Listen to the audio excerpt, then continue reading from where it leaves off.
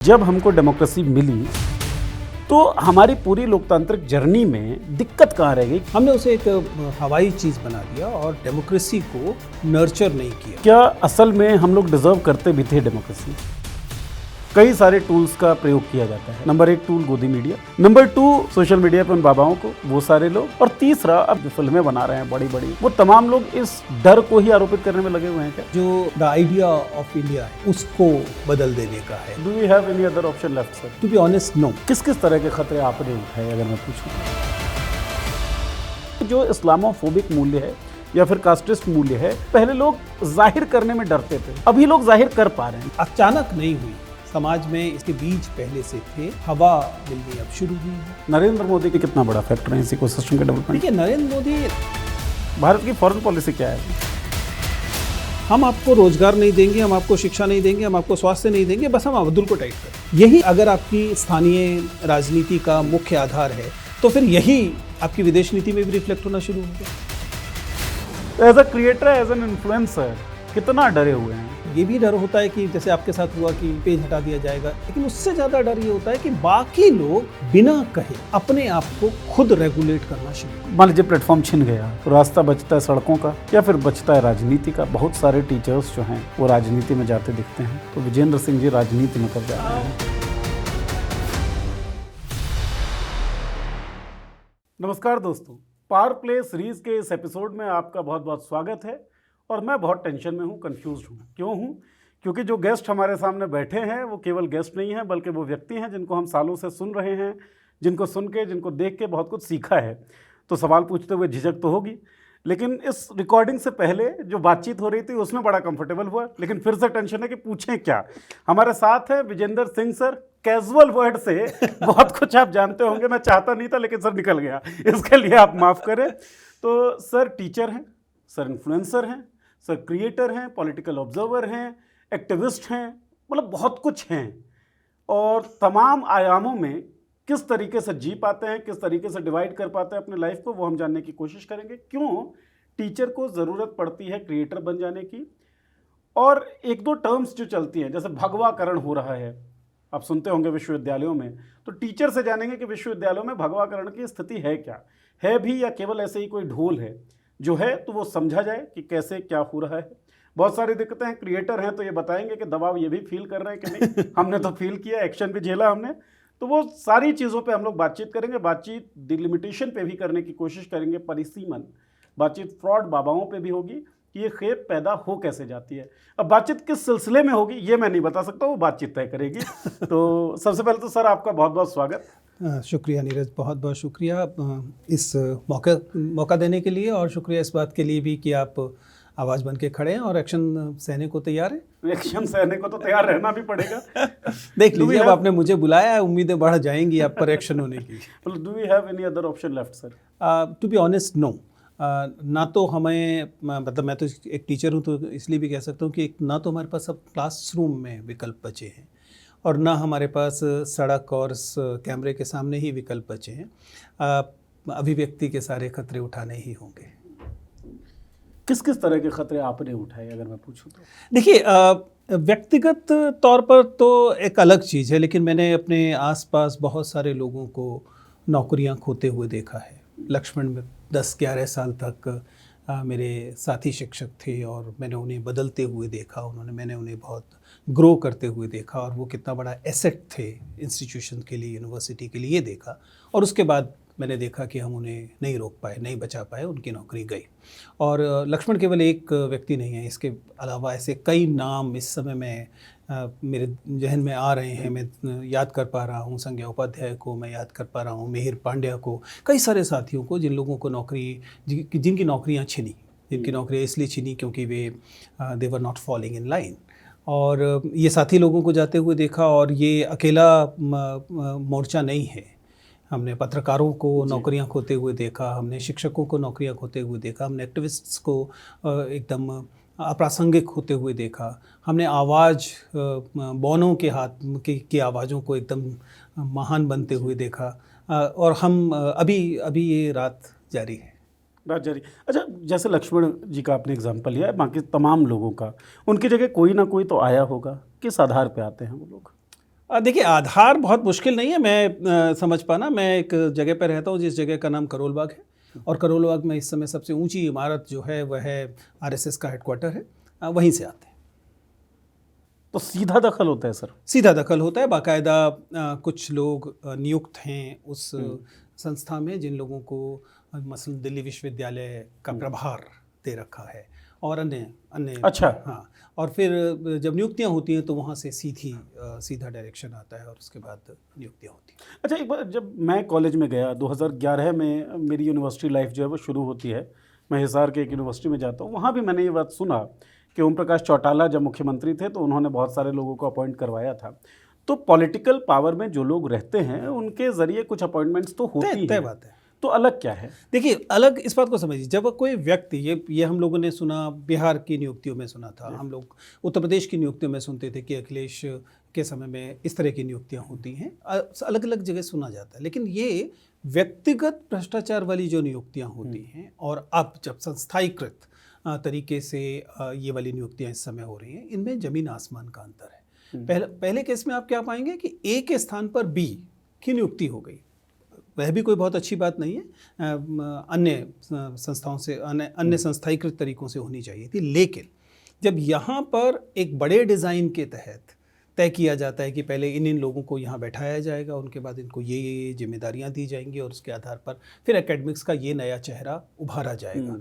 ये केवल एकेडमिक्स का नहीं है, ये पॉलिटिक्स का है, ये बाकी चीज़ों का है। तो इस मायने में यह ज़्यादा व्यवस्थित और एकदम निहित उद्देश्य से किया जा रहा बदलाव है, और ये लगातार होता दिखाई दे। बड़ा डिज़ाइन, आपने ये वर्ड यूज़ किया, वो बड़ा डिज़ाइन क्या दिखता है आपको? देखिए, बड़ा डिज़ाइन हमारे देश की जो द आइडिया ऑफ इंडिया है, उसको बदल देने का है। ये अगर आप दिल्ली विश्वविद्यालय के राजनीति विज्ञान विभाग के उस प्रोफेसर संगीत रागी को सुने तो बाकायदा घोषणा करते हैं कि हिंदू राष्ट्र उनका तसव्वुर है। हमारे देश की जो परिकल्पना हमारे पास है उससे भिन्न एक धार्मिक राष्ट्रवाद पर आधारित नया देश खड़ा करने की जो पूरी परिकल्पना सामने रखी जा रही है, it is in a sense जिस भारत को, जिस हिंदुस्तान को हम जानते हैं उसे बदल देने का तरीका। सर, जिनका आपने नाम लिया, संगीत रागी प्रोफेसर हैं, ज्ञानार्जन तो किया ही होगा, बहुत ज़्यादा समय किताबों में बीता होगा, बहुत पढ़े लिखे व्यक्ति रहे होंगे। बहुत सारे आईपीएस आईएएस ऑफिसर्स मैं देखता हूँ जो पढ़ लिख के और बहुत टफेस्ट एग्ज़ाम जो माना जाता है हिंदुस्तान का, वो उत्तीर्ण करके वहाँ पर पहुँचते हैं। ये लोग क्रूर और ये लोग आइडिया ऑफ इंडिया के इतने खिलाफ कैसे हो सकते हैं, कैसे हो जाते हैं? ये जो प्रेमाइस है आपका, मैं उसको क्वेश्चन करना चाहता हूँ। आपका प्रेमाइस ये है कि ज्ञान सदैव मानवीय बनाता है। मेरा मानना है कि सभी तरह के ज्ञान पर इसे लागू नहीं किया जा सकता। जब ज्ञान का उद्देश्य ही मसलन मान लीजिए हेट्रेड हो, एक समय में जिस समय हिटलर का पूरा बोलबाला था, उस समय बाकायदा विज्ञान की वह धारा जिसे यूजेनिक्स कहा जाता है, उसमें दुनिया के बहुत विद्वान लोग शामिल हो रहे थे, जिनका जो ये मानते थे कि कुछ नस्लें बेहतर होती हैं, कुछ नस्लें कमतर होती हैं, और बेहतर नस्लों को बढ़ाया जाना चाहिए और कमतर नस्लों को कम कर देना चाहिए। ये बाकायदा विज्ञान कर रहा था, ज्ञान कर रहा था, और ज्ञान आप देख रहे हैं कि लगातार अमानवीय हो रहा था। और इसलिए इसका मतलब साफ साफ तय होता है कि ज्ञान मात्र अपने आप में सुनिश्चित नहीं करता कि आप बेहतर मनुष्य बन जाएंगे, मानवीय बन जाएंगे।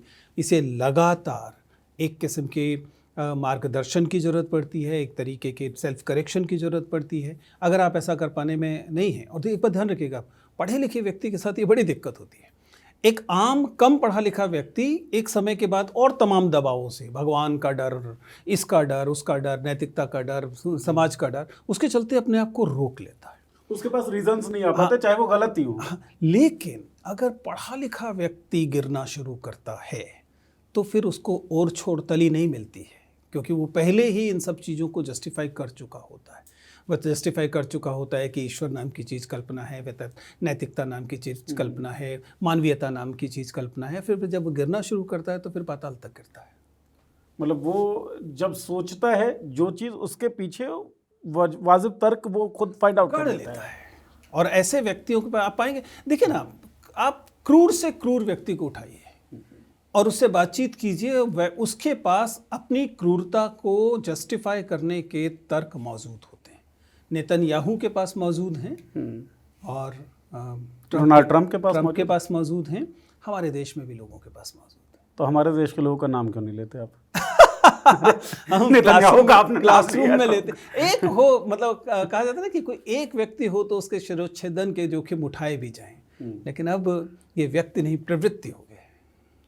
अच्छा, तो लेकिन प्रवृत्ति का जो संचार हुआ होगा वो तो एक व्यक्ति से, एक सेंट्रल आइडिया से हुआ होगा ना।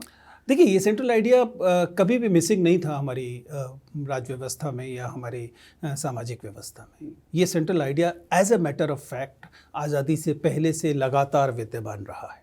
ये नफ़रत, ये इस्लामोफोबिया, ये धार्मिक राष्ट्रवाद, ये हमारे यहाँ लगातार मौजूद था।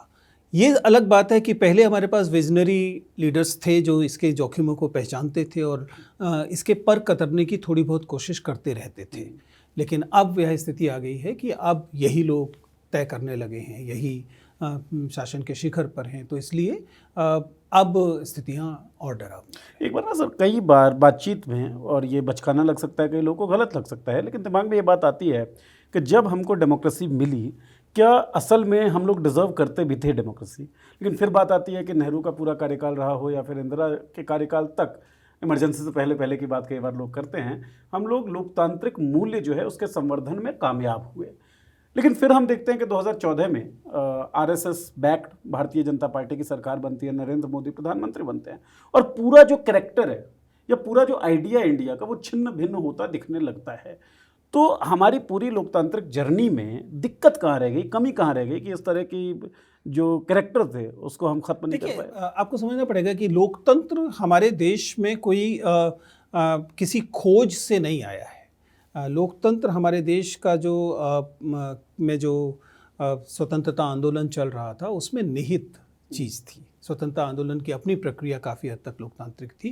कांग्रेस का अपना स्ट्रक्चर एक तरह से डेमोक्रेटिक था, और उस प्रोसेस से लगभग ऑब्वियस था कि देश जब आज़ाद होगा, और इस बात पर लगातार चर्चा हुई आज़ादी से पहले, वह एक लोकतंत्र बनेगा। एक ऐसा लोकतंत्र बनेगा जिसमें एक व्यक्ति के पास एक वोट होगा, एक ऐसा लोकतंत्र बनेगा जिसमें यूनिवर्सल फ्रेंचाइज होगा, एक ऐसा लोकतंत्र बनेगा जिसमें महिलाओं के पास मताधिकार होगा, वह तबका जिसे आज तक वॉइस नहीं रही है उसके पास भी बराबर का वोटिंग राइट होगा। और ये कोई छोटी मोटी उपलब्धियां नहीं हैं।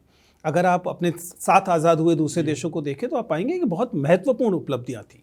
लेकिन ये बात आपकी बिल्कुल सही है कि समाज के स्तर पर लोकतांत्रिक मूल्यों का पर्याप्त प्रचार प्रसार और उनके संवर्धन में हम शायद कहीं चूके, और यह चूक आज़ादी से पहले नहीं, आज़ादी के बाद हम लोगों ने नागरिकता सिखाने को एक सब्जेक्ट बना दिया। हम लोगों ने उसे सिविक्स बना दिया, नागरिक शास्त्र बना दिया। ये ऐसे ही है जैसे कि जब हम पढ़ रहे थे तो नैतिक शिक्षा को एक सब्जेक्ट बना दिया, या फिर यूपीएससी में एथिक्स का एक पेपर डाल देना। हम जानते हैं कि ना तो नागरिक शास्त्र बनाने से नागरिकता की शिक्षा आती है, हम जानते हैं कि एथिक्स का पेपर लगा देने से हमारे ब्यूरोक्रेट एथिकल नहीं हो जाते हैं। बिल्कुल यही स्थिति हुई। हमने उसे केवल हवाई चीज़ बना दिया और डेमोक्रेसी को नर्चर नहीं किया। और इसमें एक बड़ी दिक्कत यह है कि हमने डेमोक्रेसी को फैमिली में नर्चर नहीं किया। अब इस बात को, हाँ, अल्टीमेटली देखिए, सोशलाइजेशन के प्रोसेस कहाँ से शुरू होता है? समाजीकरण शुरू होता है परिवार से। परिवार समाजीकरण की सबसे मजबूत इकाई होती है, और हमारे परिवार तब से आज तक लगातार फ्यूडल है। वे सामंती परिवार है। आप सवाल नहीं पूछ सकते। वो सवाल नहीं, आप ना केवल सवाल नहीं पूछ सकते, आप जिसके पास अथॉरिटी है उसकी अथॉरिटी के आगे नत होने को आप स्वीकार्य व्यवहार मानते हैं और ये वांछनीय व्यवहार मानते हैं, विनम्रता मानी जाती है। हाँ, है। ये मतलब अगर आपके दादाजी और आपके पिताजी आपको बुरी बात के लिए भी कहें तो आपकी जिम्मेदारी मानी जाती है कि आप उसे सर झुका कर कहें कि पिताजी ने कहा है, वो तो करना ही है। तो हम एक फ्यूडल स्ट्रक्चरल सोसाइटी, मतलब फैमिली स्ट्रक्चर जो है हमारा फ्यूडल है, पेट्रियार्कल है। ऐसे में हम परिवार के अंदर तो फ्यूडल होंगे, और फिर हम उम्मीद करें कि जैसे ही हम गली में आएंगे तो हम डेमोक्रेटिक हो जाएंगे। ये थोड़ा सा मुश्किल है। हमने परिवार के इस फ्यूडल व्यवहार पर न तो शिक्षा में उस पर चोट पर्याप्त तरीके से पहुंचाई, ना हमने इस बात की ज़रूरत को राष्ट्रीय स्तर पर स्वीकार किया कि हमें परिवारों को डेमोक्रेटिक बनाने की ज़रूरत है। और ये इसी की कीमत है कि हम, आप देखिए ना, पूरे का पूरा अगर आप आरएसएस का ढांचा देखेंगे, उस ढांचे में जो फ्यूडलिज्म, उसे समझिए, उसमें कोई चुनाव थोड़ी ना हो रहा है। ठीक बात उसमें कोई लोकतांत्रिकता थोड़ी ना दिखाई, वो उसी भारतीय आदर्श परिवार वाला स्ट्रक्चर ही आपको वहाँ कॉपीड होता हुआ दिखाई देता जी। है, और इसलिए लोग उससे अलाइन करते हुए महसूस करते हैं। देखिए लोगों को लगता है अपने जैसा है अपने जैसा है, ऐसा घर में चलता है, सब वहाँ चलता है, ये बुजुर्ग हैं, इनकी बात मानी जानी, एग्जैक्टली लाइक दैट।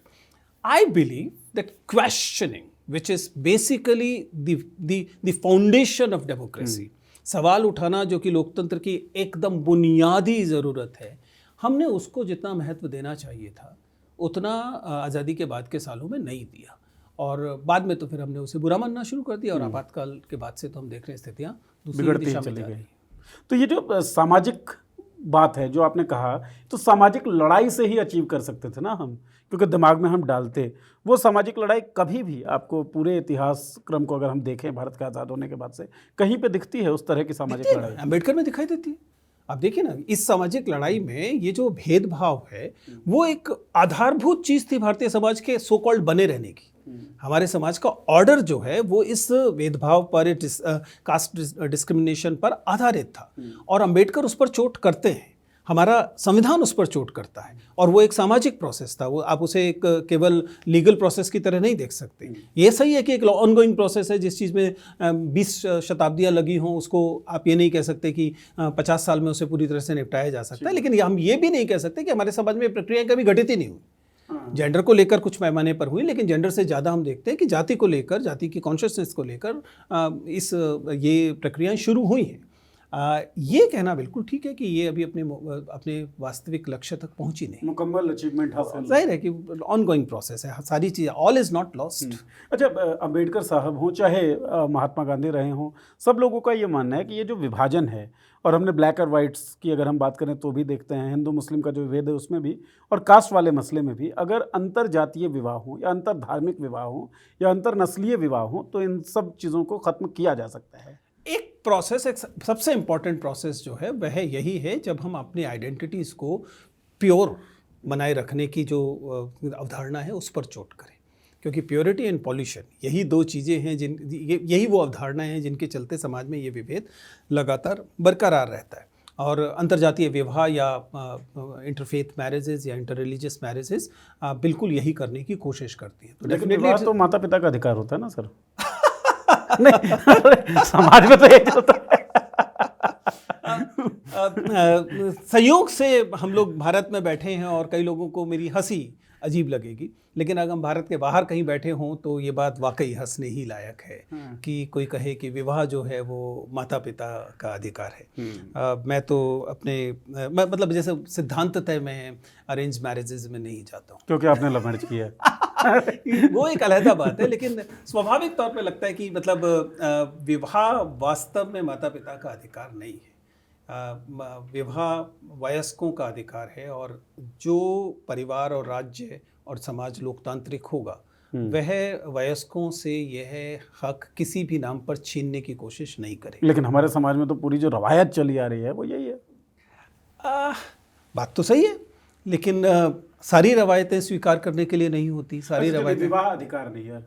आप किससे प्यार करेंगे, किससे प्यार नहीं करेंगे, ये किसका अधिकार होना चाहिए? जाहिर है कि वयस्कों का होना चाहिए। लेकिन अगर वयस्कों का अधिकार होगा फिर लव जिहाद के शिकार भी तो हो जाती हैं। देखिए, ये अगर आप ध्यान से इन प्रोसेसेस को देखें तो आपको अच्छे से समझ में आएगा कि कोई भी तार्किक तरीके से सोचने वाला व्यक्ति जानता है कि ये वाली टर्म्स, ये जो अलग अलग शब्दावलियाँ गिराई जाती हैं, कभी कॉरपोरेट जिहाद कहा जाता है, कभी लव जिहाद कहा जाता है, ये मैन्युफैक्चर्ड टर्म्स हैं, वास्तव में एग्जिस्ट करती हुई टर्म्स नहीं हैं। अधिकांश मामलों में आप पाएंगे कि वयस्कों ने अपनी इच्छा से, इवन इन दोज केसेस जिसमें बाद में it turn out not to be a nice experience, ठीक है ना, वो किसी भी संबंध में हो सकता है कि संबंध जो है वो इच्छा से संबंध बनाया गया था, बाद में वो अच्छा नहीं चला, ये किसी में भी हो सकता है। लेकिन अगर आप उसको ये माने कि कॉन्शियसली कोई धर्म परिवर्तन कराने के लिए ऐसा करता है, और ऐसा बड़े पैमाने पर होता है, कोई एक छोटा कोई केस हो भी सकता है, और उसके आधार पर आप नीतियां बनाने लगे, उसके आधार पर आप कानून बनाने लगे, उसके आधार पर आप सजाएं देने लगे, ये दरअसल आपके भय को दिखाता है समाज के तौर पर, और आपकी ना बदलने की जो जिद है उसे दिखाता है। इसे आप ऐसे भी देखते हैं क्या? मैंने ये सवाल पूछा क्यों सर, जो आपने बोला कि विवाह का अधिकार या प्रेम का अधिकार वयस्कों का अधिकार होना चाहिए, और जाहिर है होना ही चाहिए, लेकिन जो लोग ऐसा नहीं मानते हैं वो उस व्यवस्था को चलाए रखने के लिए इस तरह के टर्म को कॉइन करते हैं। बहुत सारे ये जो भय दिखाया जाता है कि अगर आपने अपनी इच्छा से कोई संबंध बनाया, और ख़ासतौर से अगर वो इंटरफेथ इंटरकास्ट इस तरीके का है, तो इसकी कीमत देखिए ये नीले ड्रम के तौर पे मिलेगी, ये इस रूप में मिलेगी। ये जो भय है, देखिए आप समझिए हमारी समाज व्यवस्था में बहुत बड़ी भूमिका भय की रही है। मैं क्लासरूम में पढ़ाते हुए समय 2 भय की बात करता हूँ। एक है बलात्कार का भय। तमाम जेंडर ऑर्डर जो समाज में खड़ा है वो इस अकेले भय के आधार पर खड़ा है। स्त्रियों को लगातार बताया गया तुम्हें इस स्पेस को अवॉइड करना है, तुम्हें इस टाइम को अवॉइड करना है, तुम्हें इस बिहेवियर को अवॉइड करना है, क्योंकि अगर नहीं तो आपका बलात्कार होगा। ये जो बलात्कार, कई बार तो मैं क्लास में बताता हूँ कि कई बार तो बलात्कार ही ऐसा लगता है जैसे सोशल फंक्शन कर रहे हैं, as if they're playing a role assigned to them कि भैया तुम ऐसा करोगे तो इससे 50 और दूसरी महिलाएं डर के रहेंगी। आप समझ पा रहे हैं कि बलात्कारी बलात्कार कर रहा है और उसका दृष्टांत देकर समाज की दूसरी तमाम महिलाओं को बंद किया जा रहा है, उनकी आज़ादी छीनी जा रही है, उनको स्ट्रिक्टली डिसिप्लिन में रखा जा रहा है, इत्यादि इत्यादि। और दूसरा है अपमान का भय। ये समाज में हर उस तबके के पास जो कि दबा हुआ है, चाहे वो आर्थिक तौर पर हो, जाति के आधार पर हो, धर्म के आधार पर, वो जो दबा हुआ है उसे लगातार भय है कि उसका कोई अपमान करके निकल लेगा। कोई भी उसका अपमान कर सकता है, वो जाति के नाम पर अपमान हो जाएगा, इसके वह लगातार अपमान के भय में जीता है। मतलब उसकी नौकरी लग जाएगी, उसके बाद भी वो अपमान के भय में जीता है। मैं तो चूंकि यूपीएससी और इन सब के निकट रहता हूँ, वे अधिकारी जो आईएएस अधिकारी बन गए, जो ग्रुप ए अधिकारी बन गए, वे लगातार अपनी नौकरी के दौरान इस भय में रहते हैं कि कोई भी उनका अपमान करके निकल देगा, कोटे वाला है। सेंस ऑफ इंफीरियरिटी जो रहती है, उस इंफीरियरिटी से ज्यादा दिस फियर दैट ही और she can be humiliated at any moment.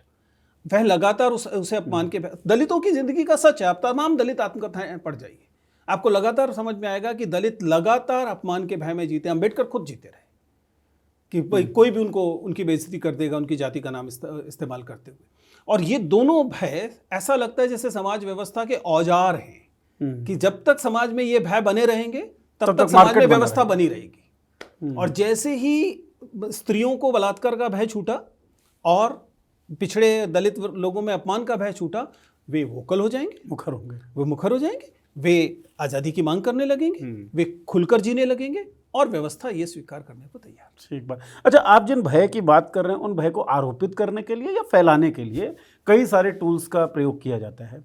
Number 1 tool गोदी मीडिया, जो अब गोदी मीडिया बनी, पहले तो टीवी मीडिया कहते थे हम लोग, है ना। नंबर 2, मुझे जितना ये बाबाओं का खेप दिखता है सर, सोशल मीडिया पे आप तो कंज्यूम करते ही हैं, देखते ही होंगे सोशल मीडिया पे उन बाबाओं को, वो सारे लोग। और तीसरा, अब जो क्रिएटिव डोमेन में जो लोग हैं, जो फिल्में बना रहे हैं बड़ी बड़ी और कई 100 करोड़ों की, वो तमाम लोग इस डर को ही आरोपित करने में लगे हुए हैं क्या? देखिए, जब मैं क्लास में इस वाले पक्ष को समझाने की कोशिश करता हूँ तो मैं कहता हूँ कि सोशलाइजेशन एक गिरोह द्वारा किया जाता है। इस गिरोह में परिवार एक सबसे पहली भूमिका में होता है, उसके बाद आता है धर्म, फिर आता है राज्य, और तीसरी चीज़ आती है शिक्षा और मीडिया, मतलब अंतिम चीज़। ये सारा एक गिरोह के अलग अलग सदस्य हैं। सोच के देखिए, बच्चा जब पैदा होता है तो सबसे पहले तो परिवार उसे डिसिप्लिन करने, उसे सोशलाइज करने की कोशिश करता है, उसे बताता है तुम्हारी पहचान क्या है, तुम्हारी जाति क्या है, तुम्हारा धर्म। अगर उससे काम नहीं चलता तो धर्म उसके साथ में आ जाता है और धर्म कहता है नहीं नहीं ये तो करना ही है। जब वो भी नहीं हो, इन दोनों के से थोड़ी सी बाहर निकलती है चीज़, तो फिर राज्य कानून लेकर आ जाता है, और फाइनली नहीं होता है तो बहुत सॉफ्ट तरीके से शिक्षा और मीडिया ये मन के अंदर डालते हैं। और जब भी किसी चीज़ पर, और एक साधारण सिद्धांत है, किसी चीज़ पर अगर ये चारों गिरोह के चारों सदस्य सहमत हैं किसी काम को, आपके लिए आप क्या कहते हैं, आपको कोई ऐसा काम है जिसे चारों कह रहे हैं करना चाहिए, तो मान लीजिए कि साजिश है और गलत काम है, अगर चारों सहमत हैं इस बात पर, क्योंकि वो समझ कि किस इसमें एक बड़ी भूमिका इस समय धर्म और धर्म से निकले हुए जो तमाम तंत्र हैं जिनमें आप बाबाओं को शामिल कर रहे हैं, और कई बार तो मुझे लगता है मीडिया और वो एक्सटेंशन ही है एक दूसरे के। हाँ, कोई बहुत दूर की चीज़ें नहीं बचे हैं, और वे आपको लगातार, मजेदार बात है कि सोचिए ना, इतना ज़्यादा प्रभाव है इन बाबाओं का, और इनमें से कोई, मतलब मैं याद करके भी नहीं सोच पा रहा हूँ, कोई ऐसा नहीं है जो क्वेश्चनिंग सिखाता हो। रैशनैलिटी से सब रैशनैलिटी नहीं सिखाएंगे, सवाल उठाना नहीं सिखाएंगे, सारे के सारे नत होना सिखाएंगे, श्रद्धा सिखाएंगे। तो ये तो धर्म का बेसिक कॉन्सेप्ट ही है ना। अगर धर्म का बेसिक सवाल बेसिक जो कैरेक्टर है वो यही है कि सवाल नहीं पूछने हैं, अगर उसका बेसिक कैरेक्टर यही है कि लगातार नत रहना है तो वह शुभ कैसे हो सकता है? मतलब ये तो एकदम असंभव है ना कि आपसे कहा जा रहा है कि लगा, और वो किसी नाराजगी को नहीं पैदा कर रहे हैं, वो व्यवस्था से कोई नाराजगी पैदा नहीं कर रहे हैं, वो सरकार से कोई नाराजगी पैदा नहीं कर रहे, वो आपसे ये भी नहीं कह रहे, वो लगातार वो आपको विक्टिम ब्लेम कर रहे हैं। अगर आपको नौकरी नहीं मिल रही है तो आप दोषी हैं, आप ये कर लीजिए, आपको नौकरी मिल जाएगी। अगर आपको पैसा नहीं मिल रहा है तो आप दोषी हैं, ये कर लीजिए। कोई नहीं कह रहा कि भैया सवाल उठाइए कि नौकरी क्यों नहीं मिल रही है, सवाल कुछ नहीं कह, किसी किस्म की कोई रैशनैलिटी की उम्मीद यहाँ से नहीं। ऐसे में इनसे कुछ शुभ निकल कर आएगा, इसकी उम्मीद तो मुझे कभी नहीं। मतलब दुनियावी सवाल जितने हैं उनको आप गैर दुनियावी चीजों से जोड़ दीजिए और उन्हीं कार्य कारण श्रृंखला ऐसी स्थापित कीजिए जिससे लगे कि ये गैर दुनियावी वजहों से ही दुनियावी कष्ट आ रहे हैं। हाँ, और दुनियावी जितने सुख हैं वो भी गैर दुनियावी आशीर्वादों से आ रहे हैं। अच्छा सर, एक चीज कम से कम बाबाओं को तो आ ही रहे हैं। बाबाओं को तो आ रहे हैं। अच्छा, एक चीज़ मुझे समझाइए, मैं जब स्कूल में था और जब प्रभात फेरियाँ निकलती थी 15 अगस्त 26 जनवरी के समय में, नारा चलता था हिंदू मुस्लिम सिख ईसाई आपस में सब भाई भाई, और मुझे लगता था क्या ज़बरदस्ती का नारा है, मतलब क्यों ही बोलना है, ये तो नॉर्मल सी बात है, नेचुरल सी बात है। आज की तारीख में ऐसा लगता है अगर कोई चौराहे पे खड़ा होकर हिंदू मुस्लिम सिख ईसाई बोल दे तो बहादुर हो जाएगा। हाँ, मतलब एक ऐसी चीज़ जो कि बहुत सामान्य होनी चाहिए थी। अब स्थिति यह है कि अगर आप किसी को केवल एक मैटर ऑफ फैक्टली तरीके से बता दे कि सेक्युलरिज्म हमारे संविधान की आत्मा है, हमारे संविधान का आधारभूत सिद्धांत है, तो वह आपको शायद इतने भर से गद्दार घोषित कर सकता है, संविधान में बिल्कुल लिखी हुई चीज़ को बोल देने इस पर। और ये बिल्कुल एकदम तय बात है। अब हम एज अ टीचर इस बात को महसूस करते हैं कि वे चीज़ें जो क्लासरूम में पहले बहुत सहज तरीके से कह दी जाती थी, अब आप उनको कहें तो लोगों की, आपके विद्यार्थियों की आंखें कई बार अलग तरीके से रिएक्ट कर रही होती है। अच्छा, आपने जो बात बोली, होता है ऐसा विद्यार्थियों की आंखें अलग तरीके से, क्योंकि देखिए टीचर्स की तो होती हैं सर, तो मैं एज अ स्टूडेंट बात कर रहा हूँ, जिन टीचर्स का मैं फेवरेट स्टूडेंट रहता था उन टीचर्स ने मुझे मतलब सांप्रदायिक गालियाँ दी। ये कहते हैं तू हिंदू नहीं है, ठीक है, तो टीचर्स में तो ये मैं बदलाव मैंने नहीं, ना केवल टीचर्स में तो खैर हो ही रहा है। मैं तो क्लासरूम, स्टाफ रूम, इन दोनों जगहों पर इसे महसूस कर सकते हैं।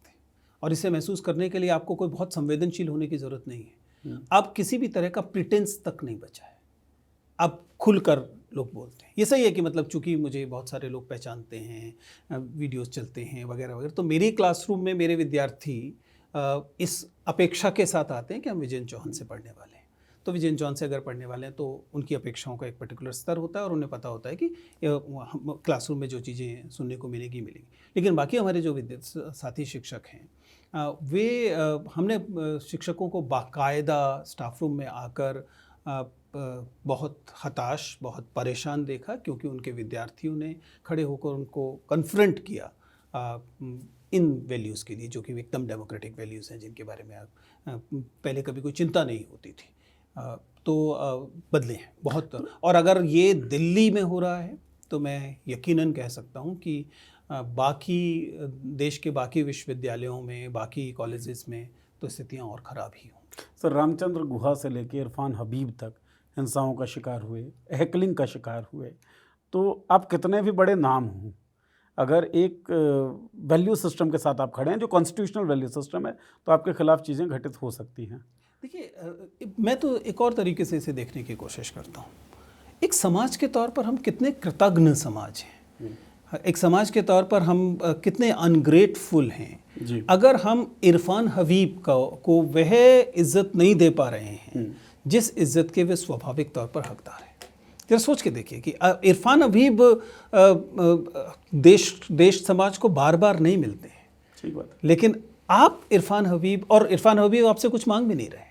अब तो इरफान हबीब अपने जीवन के उतार पर हैं, वो उन्हें आप क्या दे सकते हैं, लेकिन उसके बावजूद आप उन छिछोरेपन से जो आप पानी की बोतल उन पर फेंकेंगे, उन्हें हैकल करेंगे, उनको इससे क्या हासिल करने वाले हैं? इससे आप अपने समाज का वो चेहरा केवल दिखा रहे हैं जो ये बताता है कि हम कितने अनग्रेटफुल समाज हैं, जो ज्ञान के सृजन और इन मूल्यों के संवर्धन को लेकर इतने हिंसक हो गए हैं।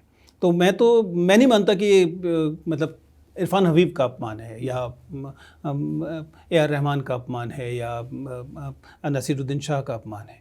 ये तयशुदा तौर पर जिस देश समाज को हम लोगों ने तैयार किया है, और कई मायनों में as a teacher responsibility lies with us also. मैं तो सर देखिए प्रोफेसर राम पुनियानी से बात करता हूँ, गौहर रजा साहब से बात कर, हम सबसे कहते हैं कि भाई आप लोगों ने हमें गंदा समाज दिया। हाँ, मतलब ये बनता है ये आरोप तो लेना पड़ेगा। मतलब मैं ये नहीं कह सकता कि मैं अपने आप को इससे बरी कर सकता हूँ। जाहिर है कि जिस समय ये समाज बन रहा था उस समय इसके संकेत दिख तो रहे थे। हालांकि नीरज, सच्चाई ये है कि जिसे हम विश्वविद्यालय का गुमटी विमर्श कहते हैं, होता है ना कि जब यंग बच्चे चाय पी रहे होते हैं, तो मुझे याद है कि लेट 90s के आसपास की बात है, 96, 95, 97 ऐसे, उस पीरियड में हम लोग जब जय जवान स्टॉल पर चाय पी रहे होते थे दिल्ली यूनिवर्सिटी कैंपस में, तो हम और हमारे दोस्त इस बदलाव की बात करते थे।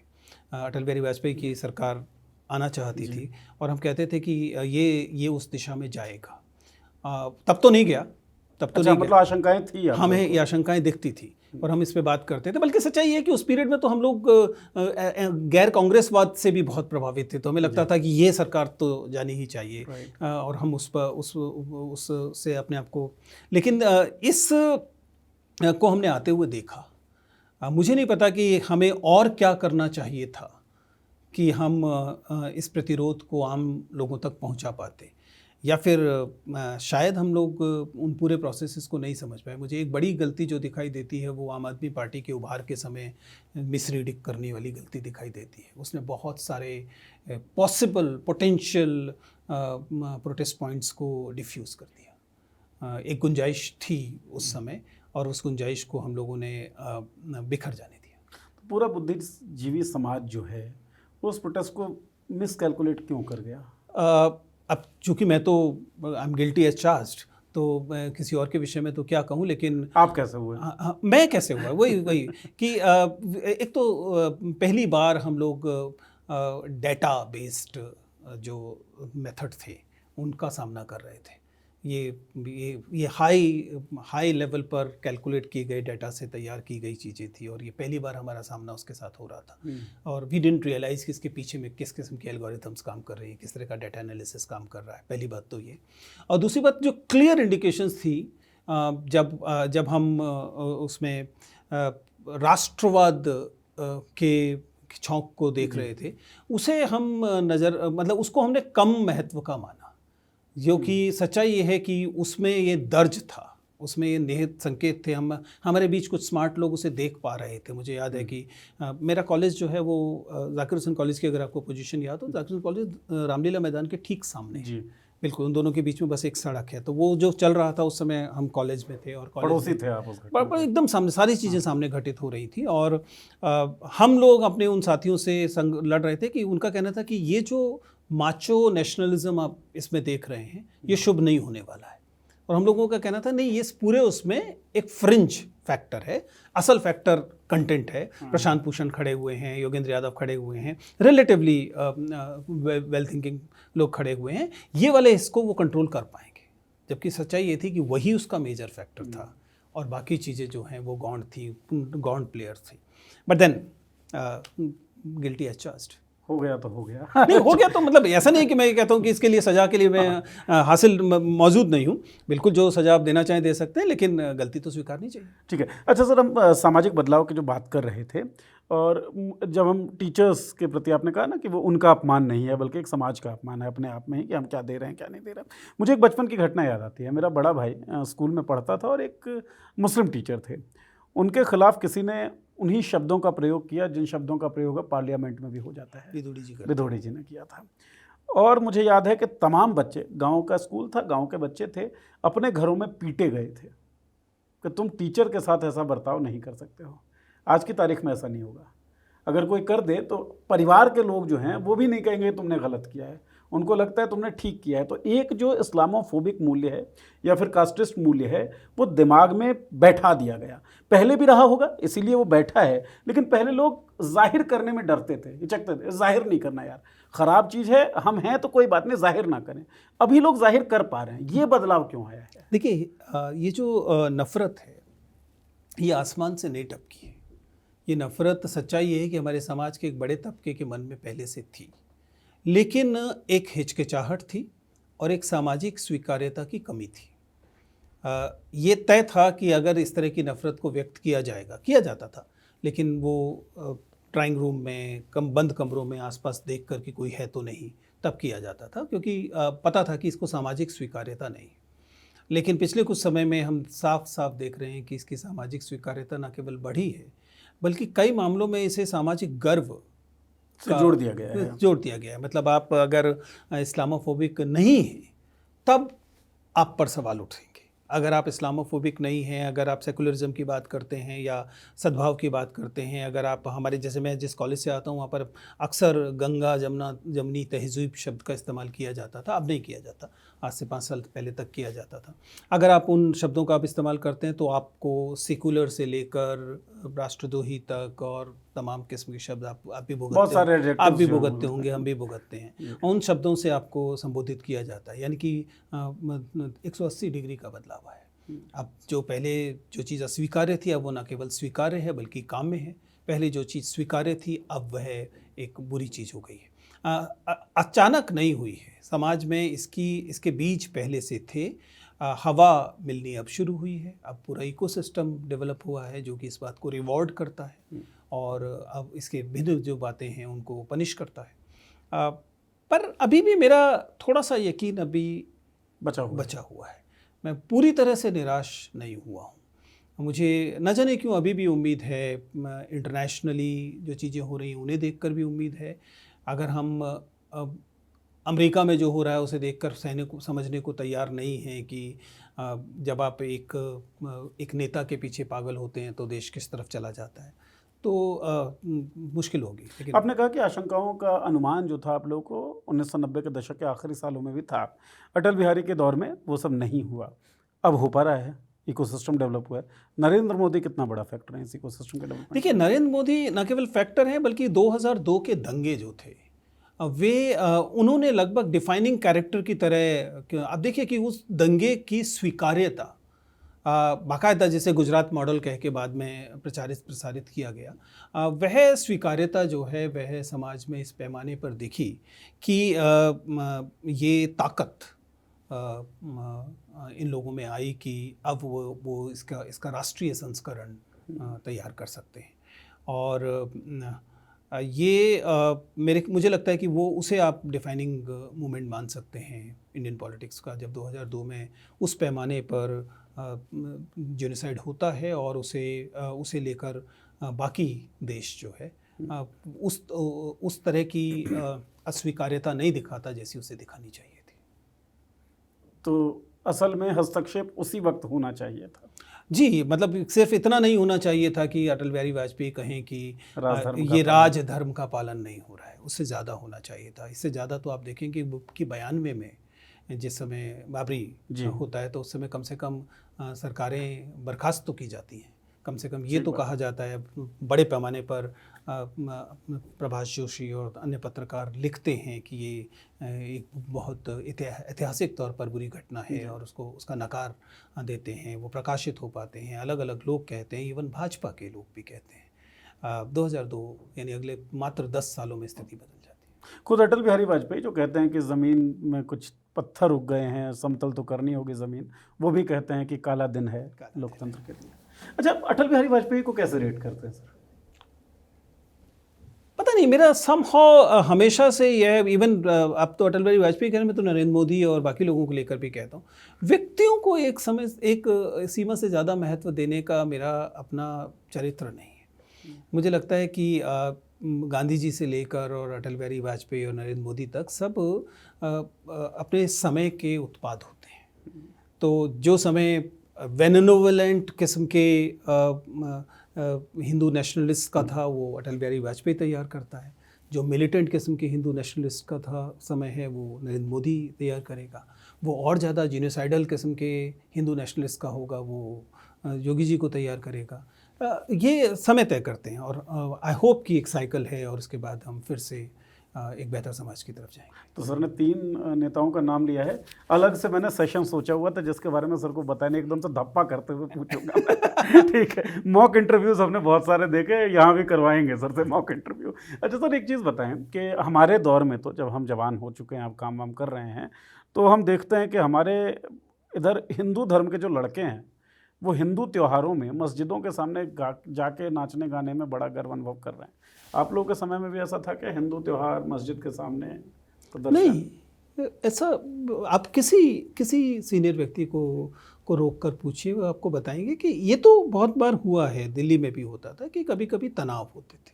सीलमपुर में तनाव हुआ, हम सुनते थे कि जामा मस्जिद में तनाव हुआ। ये जो घेटोज़ बनते हैं, और कोई भी समाजशास्त्री बताएगा कि गेटोज़ क्यों बनते हैं, अल्पसंख्यक असुरक्षा किस तरह से गेटोज़ को तैयार करती है, और उन गेटोज़ में कभी कभी इस तरह के तनाव उसके आसपास सुनाई देते थे।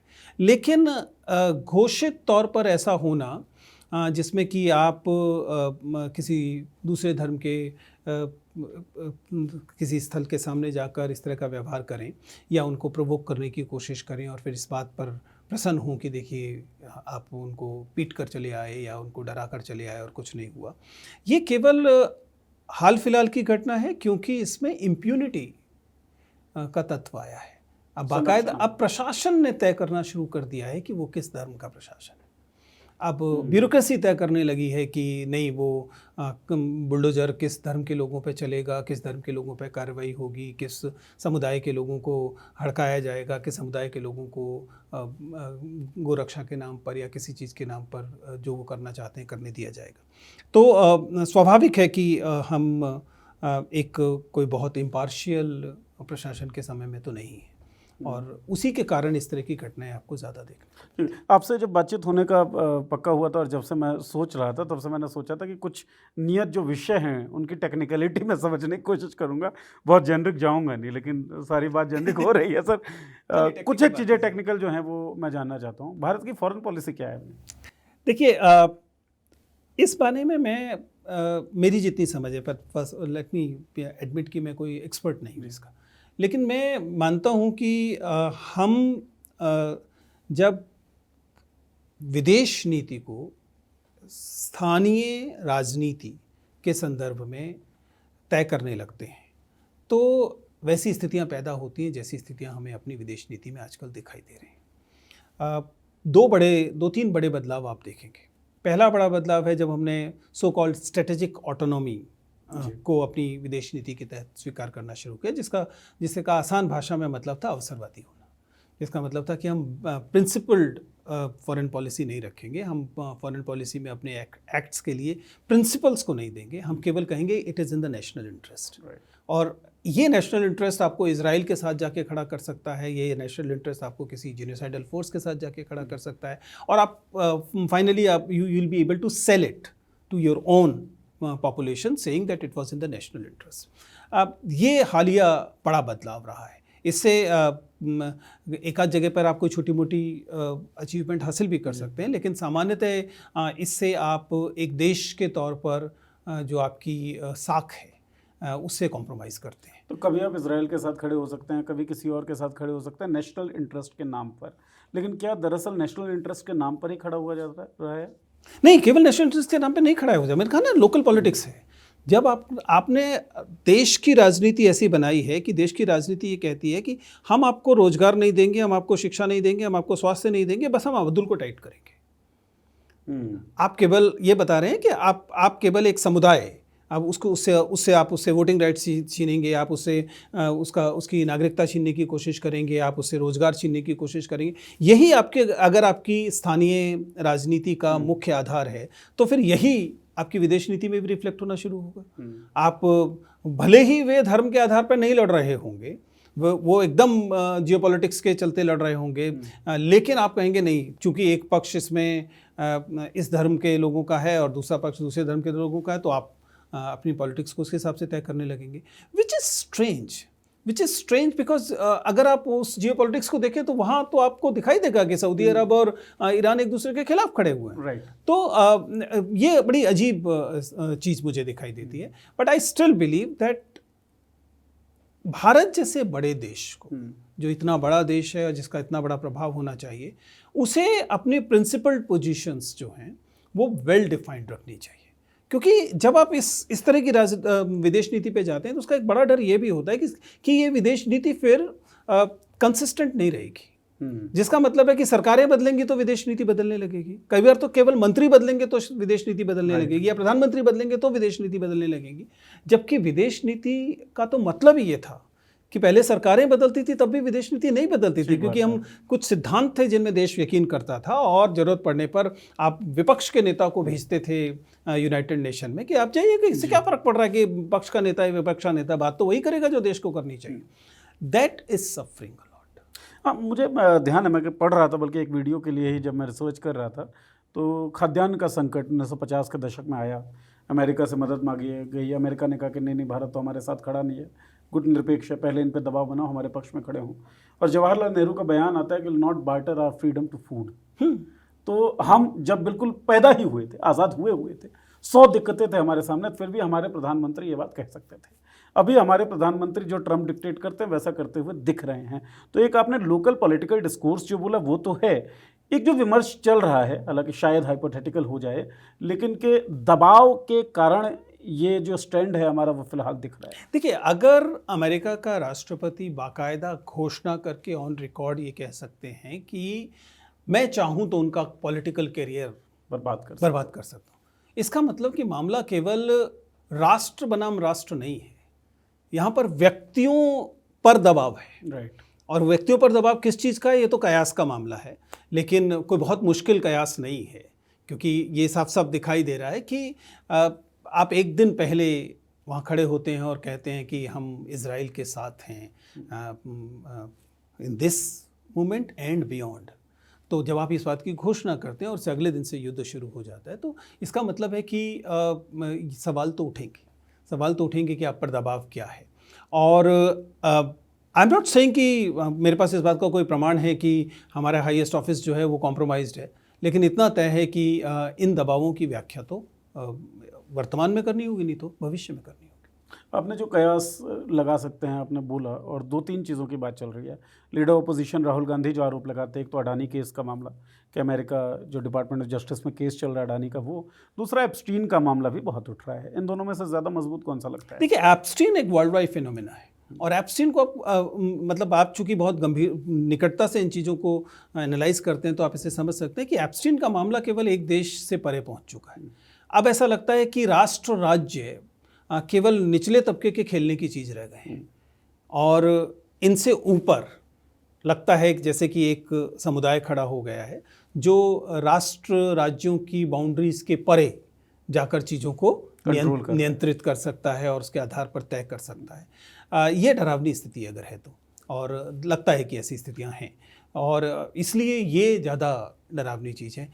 क्रोनी कैपिटलिज्म, अंबानी, अडानी, ये रिलेटिवली मैनेजेबल चीज़ होती है। एक समय में पूरा उत्तर प्रदेश जेपी से भरा होता था। आप जानते हैं कि सरकारें बदली तो वो चीज़ें किस तरह से बदल जाती हैं, तो वो तो ठीक है, क्रोनी कैपिटलिज्म का अपना एक फेस है जिसको हैंडल करना असंभव नहीं है। लेकिन ये वाला अगर आप सोचें कि कुछ लार्जर फोर्सेस हैव कलेक्टेड, जो कि नेशनल बाउंड्रीज से ऊपर आ गई हैं, और उसके बाद वो दुनिया भर के देशों पर प्रभाव डाल रही हैं या उन्हें नियंत्रित कर रही हैं, तो वो ज़्यादा डर। कैसे बनता है सर इस तरह का नेटवर्क? देखिए, ये जब बड़े बड़े, मैं फिर से कयास वाली बात है, लेकिन जो ये बड़े बड़े कॉरपोरेट्स जब तैयार होते हैं और जब उनके इंटरेस्ट जो हैं वो बियॉन्ड नेशनल बाउंड्रीज जाते हैं, उन्हें स्वाभाविक तौर पर ऐसे उपकरणों की ज़रूरत होती है जिन उपकरणों से वो तमाम देशों की पॉलिसीज़ और रिलेशंस को प्रभावित कर सके, क्योंकि उनके वेस्टेड इंटरेस्ट उसके साथ जुड़ते हैं। इसलिए फिर इस तरह के उपकरण तैयार किए जाते हैं। परिसीमन की बात करते हैं बड़ी चर्चाएं चल रही हैं सर, 543 की संख्या 850 होने वाली है, कुछ बढ़ रहा है, खुशी होनी चाहिए, सेलिब्रेशन होना चाहिए, लेकिन बड़े सवाल हैं, क्यों हैं? देखिए, हमेशा बढ़ने का अर्थ मूल्य का बढ़ना तो नहीं होता, बल्कि सही बात यह है कि बढ़ने से मूल्य जो है आमतौर पर माना जाता है कि कम होता है, इन्फ्लेशन होता है। हमारे पास 5 IITs थी दुनिया में, देश में जी। अब हर राज्य में एक IIT खड़ी हो गई। इससे IIT की ब्रांड वैल्यू बढ़ी हो ऐसा नहीं है, इससे IIT की ब्रांड वैल्यू कम हो। तो संख्या का बढ़ना तो हमेशा एक सकारात्मक संदेश है, ये कहना गलत है। जहाँ तक परिसीमन की इन जनरल बातचीत है, देखिए हम जब राजनीति शास्त्र पढ़ते हैं तो सामान्यतः ये कहते हैं कि एक लोकतंत्र में प्रत्येक व्यक्ति के वोट का मूल्य बराबर होना चाहिए। तो अगर किसी राज्य की या किसी जगह की आबादी बढ़ गई है तो स्वाभाविक तौर पर वहाँ कॉन्स्टिट्यूंसी का साइज़ थोड़ा कम हो जाना चाहिए, ताकि हर व्यक्ति के वोट का जो मूल्य है वो मोर और लेस बराबर हो जाए। तो उस सेंस में तो तकनीकी तौर पर बिल्कुल ठीक लगता है। लेकिन जो गड़बड़ है वो मंशा की गड़बड़ है। गड़बड़ जो है वो मंशा की गड़बड़ है। अभी हाल में योगेंद्र यादव ने इसका विश्लेषण करते हुए बताया कि आप देखिए कि कहाँ पर मूल्य कम हो रहा है और कहाँ पर बढ़ रहा है। ये देखते हुए आप लगभग देख सकते हैं कि भाजपा की कहाँ ताकत है और कहाँ वह कमज़ोर है, ये उसी को रिफ्लेक्ट करता हुआ दिखाई दे रहा है। इन दोनों के बीच में एक पॉजिटिव कोरिलेशन दिखाई दे रहा है और आंकड़े बिल्कुल सामने हैं। तो इसलिए बहुत अब जो परिसीमन के बाद जो तस्वीर उभर कर आ रही है, उसका मतलब ये है कि अगर आपने उत्तर प्रदेश को जीता हुआ है, तब आपको लगभग इस देश की राज्य व्यवस्था में कोई चिंता करने की आवश्यकता आपके पास नहीं रहेगी। मुझे लगता है कि यह एक तरह का असंतुलन दिखाता है, पहली बात। और उससे ज़्यादा बड़ी चिंता मेरी ये है कि यह दक्षिण के राज्यों में और ज़्यादा एलिनेशन पैदा करेगा। आप आज़ादी के बाद से लगातार आप इस बात को देखें तो आप महसूस करेंगे कि जायज़ तौर पर दक्षिण के राज्यों को लगातार लगा है कि उनके साथ बराबरी का व्यवहार नहीं हुआ है। मतलब मैं तो एक छोटे से उदाहरण से समझाता हूँ। 13 भाषाएं थीं जब हम 8वीं अनुसूची में जिस समय, और आज 22 भाषाओं की बात की थी। दक्षिण से एक भी भाषा 8वीं अनुसूची तक नहीं पहुँचती है। उत्तर से छोड़िए, नेपाली तक 8वीं अनुसूची में है।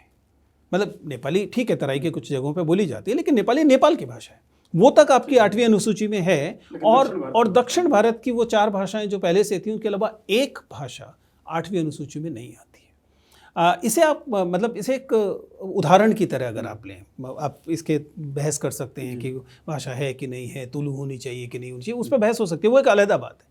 लेकिन इससे कम से कम ये तो समझ में आता है कि जब ये तय हो रहा होता है जिन जगहों पर, उन जगहों पर उत्तर भारत का प्रभाव स्वाभाविक तौर पर ज़्यादा होता है डिसीजन मेकिंग में। और ये आपको लगातार अब एक के बाद एक नीति में ये चीज़ें दिखाई देती। ऐसे में अगर दक्षिण भारत के राज्य इस बात को महसूस करें कि उन्होंने आपने जो कहा था जनसंख्या नियंत्रण, उसे ठीक से लागू किया, उन नीतियों को अच्छे से लागू किया, शिक्षा अच्छे से दी, स्वास्थ्य अच्छे से दिया, कॉन्ट्रसेप्शंस अच्छे से दिए, जिसके चलते जनसंख्या नियंत्रण हुआ, इस बात के लिए क्या आप उन्हीं को सजा देंगे? They'll be punished for doing good. हाँ, they are being punished for doing good.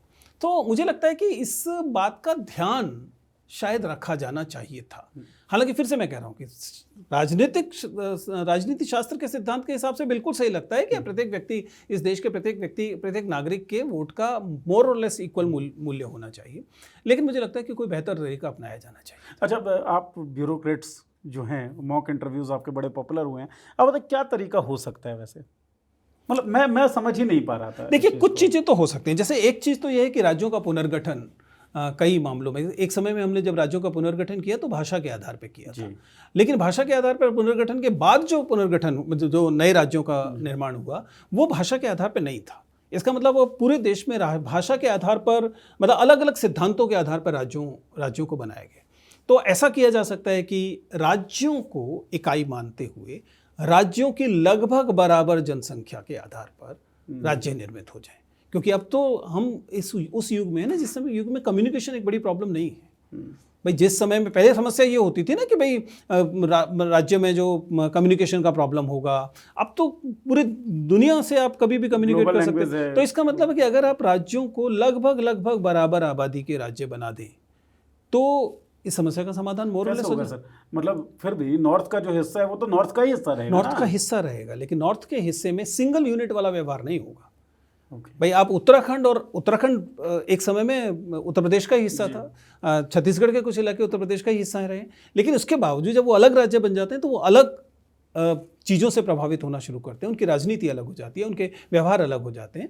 तो वही अब भी होगा। अगर उत्तर प्रदेश के में 3 राज्य बन जाते हैं तो आप पाएंगे कि जरूरी नहीं है कि तीनों राज्य एक जैसा व्यवहार करें। अच्छा, 3 राज्यों का इलेक्टोरल जो वेटेज है, इलेक्टोरल वेटेज जो है वो सब राज्यों का मोर और लेस बराबर हो जाएगा। और क्या आप ये मानते हैं कि इलेक्टोरल कैरेक्टर भी अलग अलग होगा? थोड़ा बहुत तो होगा ही, डेफिनेटली होगा। भाई छत्तीसगढ़ का इलेक्टोरल कैरेक्टर बिल्कुल वही नहीं है जो मध्य प्रदेश का है, या झारखंड का बिल्कुल वही नहीं है जो बिहार का है, तो स्वाभाविक है उत्तराखंड का वही नहीं है जो उत्तर प्रदेश का है, तो थोड़ा बहुत प्रभाव तो बदलाव तो आएगा ही। तो एक तरह का मतलब it is off the cuff kind of a suggestion, लेकिन this can be one, there can be plenty अगर सोचा जाए तो। SIR छीन रहे हैं आप वोटिंग अधिकार, 27 लाख लोग एडजुडिकेशन प्रोसेस के बाद बाहर होते हैं, 91 लाख टोटल, 34 लाख से ज़्यादा अपील जाती है और कोर्ट कहता है कि कोई बात नहीं भाई, फॉरएवर के लिए नहीं हटाया गया है, जुड़ जाओगे। लेकिन इस बार कहता है इस बार वोट मत दो, अगली बार दे देना। देखिए, इससे ज़्यादा निराशाजनक स्थिति नहीं हो सकती जब आपके देश के न्यायालय ये कहें कि चुनाव में वोट न डालना, ना डालने देना बड़ी बात नहीं है। होना तो ये चाहिए था कि न्यायालय तकनीकी तौर पर एक भी व्यक्ति के मताधिकार के छीनने के विरुद्ध न होते। यहाँ तो लाखों की बात है। और जब हम पूरी दुनिया में बहुत सारी चीज़ें होते हुए देख रहे हैं और जीनोसाइड शब्द हम बार बार सुन रहे हैं, हर बार जीनोसाइड जो है वो वैसे नहीं होता जैसे गजा में हुआ या जैसे गुजरात में हुआ।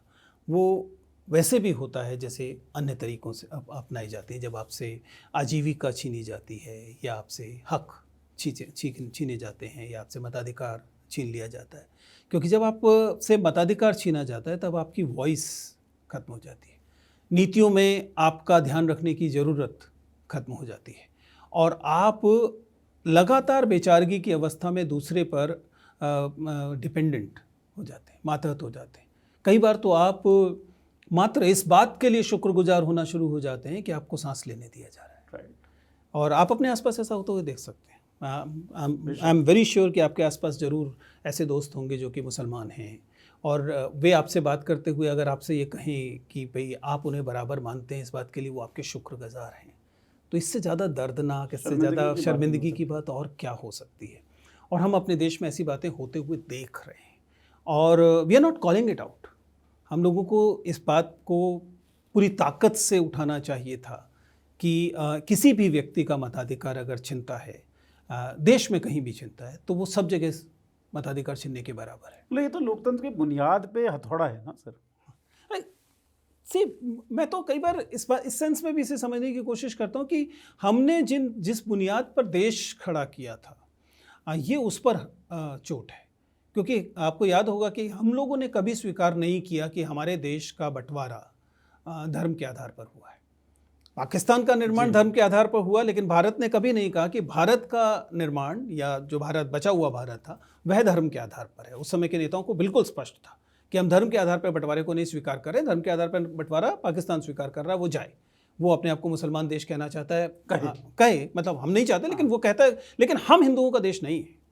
लेकिन अब बार बार लगभग ये याद दिलाने की कोशिश की जा रही है और संस्थाईकृत तरीके से याद दिलाने की कोशिश की जा रही है। इस कारण से बहुत सारी बहसें होती हैं जब कुछ भी मूर्ख लोग जो हैं, कुपढ़ लोग कहें, अनपढ़ लोग कहें, कहते हैं मुसलमानों का तो देश बन गया, हाँ वहाँ चले जाओ। हम लोगों को तो रोज यही कहा जाता है ना कि पाकिस्तान चले जाओ, पाकिस्तान वीजा लेके बैठा हुआ है जैसे पाकिस्तान इंतजार कर रहा है हमारा। अच्छा, लोग विरोध क्यों नहीं करते? मताधिकार छिन जाना तो देखिए नफरत अंदर बैठी हुई है और जब तंत्र ये दिखाना शुरू कर दे कि आपको आपकी असुरक्षा, आपको मिलने वाले, आपको रोजगार नहीं मिल रहा, आपको स्वास्थ्य नहीं मिल रहा, इसकी वजह ये सामने वाला दूसरा पक्ष है। नॉर्मली यही सिखाया जाता है ना, दुश्मन जो आपने एक छद्म किस्म का शत्रु सामने खड़ा कर दिया गया और आपकी तमाम कमियां, आपको मिलने वाली तमाम असुविधाएं, आपको मिलने वाली तमाम दिक्कतों की वजह उसे बता दिया, तो आपको ऐसा कोई भी कृत्य सुखद महसूस होना शुरू हो जाएगा जो उनको चोट पहुंचाएगा। जबकि सच्चाई ये है कि कोई भी जानता है कि आपकी मुसीबतों की वजह वे नहीं है, आपकी मुसीबतों की वजह वे हैं, लेकिन उनको एडवोकेट करने के लिए वे लोग हैं जो बाबा वेश में आपको दिख जाते। बहरहाल जो मॉक इंटरव्यू की बात मैंने कही थी, उससे पहले एक आखिरी सवाल ले लेते हैं। IT एक्ट क्रिएटर तो आप हैं सर, इन्फ्लुएंसर हैं जी, ठीक है, हम तो चाहेंगे आप कोलैबोरेट करें ताकि थोड़ी बहुत रीच हमारी बढ़े। ठीक है, तो as a creator, as an influencer कितना डरे हुए हैं? देखिए, आप इस बात को समझिए कि जब इस तरह के तंत्र विकसित किए जाते हैं तो डर ये नहीं होता, मतलब ये भी डर होता है कि जैसे आपके साथ हुआ कि पेज हटा दिया जाएगा, ये भी होता है, लेकिन उससे ज़्यादा डर ये होता है कि बाकी लोग बिना कहे अपने आप को खुद रेगुलेट करना शुरू कर सेल्फ सेंसरशिप, खुद सेल्फ सेंसरशिप, भय, तमाम तरह की चीज़ें, जिसके चलते सरकार को ऐसा करने की ज़रूरत भी ना पड़े और आप गुणगान करना शुरू कर दें। और ये बहुत बार होता है। मसलन मैं जब अपनी एडिटोरियल टेबल पे बैठता हूँ और मेरी टीम सजेस्ट करती है तो वो कहते हुए करती है, सर इसे अभी नहीं करते, सर इसे अभी छोड़ देते हैं। ये बिल्कुल आई एम श्योर कि आपके साथ भी होता होगा। एक टेबल पर जब बताया कि नहीं ये थोड़ा सा ज़्यादा हो जाएगा, अभी इससे थोड़ा सा कम ले लीजिए। और ये जो डर है ये असल डर है, क्योंकि अगर यू फोर्स्ड इनटू सबमिशन, इन चीज़ों का भय। अब देखिए अगर जो नए वाले बदलावों को देखें, जो ये साफ साफ कहते हैं कि इंडिविजुअल क्रिएटर्स जो हैं अब उन पर नियंत्रण रहेगा, और जो प्लेटफॉर्म्स को जो इम्प्यूनिटी दी गई थी अब उनसे वो छीन ली जाएगी। तो अब प्लेटफॉर्म्स और ज़्यादा सक्रिय तरीके से आपको रोकना शुरू करेंगे। ठीक है। ऐसे में ना तो आप कोई नया प्लेटफॉर्म तैयार कर सकते हैं, जाहिर है कि प्लेटफॉर्म तैयार करना आसान चीज़ नहीं है। और दूसरा मेरी ज़्यादा बड़ी चिंता ये है कि इसका मतलब ये है कि हमारी जो एल्गोरिदम्स हैं उस लेवल पर एडजस्टमेंट शुरू होंगी। और मुझे नहीं पता कि आपने इसे महसूस किया है कि नहीं किया। सच्चाई ये है कि वर्तमान समय में एल्गोरिथम्स दुनिया की सबसे पावरफुल चीज़ है। एग्जैक्टली। वो इस समय आप क्या खाएंगे, क्या पहनेंगे से लेकर आप क्या बोलेंगे तक सब तय कर रहे हैं। और ये एल्गोरिथम्स इतनी अपारदर्शी चीज़ हैं कि इनमें नफ़रत आ सकती है, इनमें बायसेस आ सकते हैं, इनमें तमाम बुरी बुरी चीज़ें आ सकती हैं, और you know nothing about it. तो मुझे तो मैं एक खतरे की चेतावनी जैसा ये दिखाई देता है। बट डज इट मीन कि हम लोग चुप हो जाएंगे? Is it really an option Neeraj? क्या वास्तव में चुप हो जाना एक विकल्प है भी क्या? I firmly believe no. That's what I am saying. क्योंकि मैं इस तरीके से समझिए, जिस समय कांग्रेस सरकार थी, हम तो कांग्रेस सरकार का भी भयानक विरोध ही करते थे, और उस समय भी कुछ लोग थे जो एकदम सरकार के साथ रेंगते हुए चलते थे। मजेदार बात है उनमें से अधिकतर लोग अब दूसरी सरकार के साथ रेंगते हुए तो रेंगने वाले रेंगे। तो एक तो उनकी बीमारी है कि वो रेंगने वाले, एक कुछ हमारी भी बीमारी है जो जिन्हें हर किसी से ही नाराजगी है, हर किसी से ही असहमति है, हर किसी से ही असंतुष्टि। तो कुछ समस्या तो हमारी भी है ना। तो ठीक है, जब समस्या है तो भुगतेंगे।